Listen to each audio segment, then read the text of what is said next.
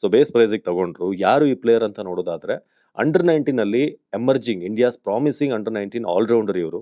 So ಈಗ ಸದ್ಯಕ್ಕೆ ನಡೀತಿದೆಯಲ್ಲ 19 ವರ್ಷದ ಏಷ್ಯಾ ಕಪ್ ಅಂಡರ್ 19. ಸೊ ಅದರಲ್ಲಿ ಪಾಕಿಸ್ತಾನ್ ಮೇಲೆ ಸಖತ್ತಾಗಿ ಆಡಿದ್ರು ಮೊನ್ನೆ. 90 ರನ್ನಿಂದ ನಾವು ಗೆದ್ವಿ. ಮೊನ್ನೆ 14ನೇ ತಾರೀಕೆ ಆಗಿರುವಂತಹ ಮ್ಯಾಚ್ ಇದು.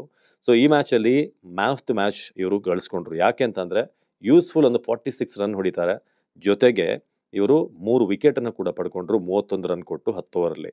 ಸೊ ಹೀಗೆ ಒಳ್ಳೆ ಬ್ಯಾಟಿಂಗ್ ಎಬಿಲಿಟಿ ಜೊತೆಗೆ ಲೋವರ್ ಆರ್ಡರ್ ಬರ್ತಾರೆ. ಒಂದು 6-7 ಈ ತರ ಆಡುವಂತ ಪ್ಲೇಯರ್ ಫಿನಿಶಿಂಗ್ ರೋಲ್ ಅನ್ನ ನಿಭಾಯಿಸ್ತಾರೆ. ಜೊತೆಗೆ ಬೌಲಿಂಗ್ ಕೂಡ ಇದೆ. ಆಫ್ ಬ್ರೇಕ್ ಬೌಲಿಂಗ್ ಮಾಡ್ತಾರೆ. ಹರಿಯಾಣದ ಹುಡುಗ. ಸೊ ಇವ್ರನ್ನೆಲ್ಲ ಯಾಕೆ ಪಿಕ್ ಮಾಡ್ತಾರೆ ಅಂತಂದ್ರೆ ಒಂದು ಗ್ರೂವ್ ಮಾಡೋಕೆ. ಯಾಕಂದ್ರೆ ವಿರಾಟ್ ಕೊಹ್ಲಿ ಕೂಡ ನಿಮ್ಗೆ ನೆನಪಿರೋ ಹಾಗೆ ಅಂಡರ್ 19 ಅಲ್ಲಿ ಮಿಂಚಿದಂತವ್ರು RCB ಬಂದು ಇವತ್ತು ಗೋಟ್ ಲೆಜೆಂಡ್ ಆಗಿದ್ದಾರೆ.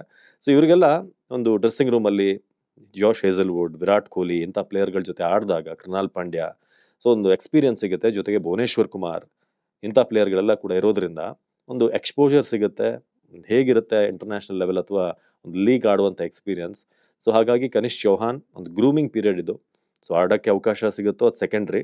ಬಟ್ ಇಂಥ ದಿಗ್ಗಜರ ಜೊತೆಗೆ ಒಂದಷ್ಟು ಡ್ರೆಸ್ಸಿಂಗ್ ರೂಮ್ ಎಲ್ಲ ಶೇರ್ ಮಾಡಿದಾಗ ಆಟದ ಒಂದಷ್ಟು ಆಯಾಮಗಳು ಗೊತ್ತಾಗುತ್ತೆ, ಹಿಡಿತ ಸಿಗುತ್ತೆ.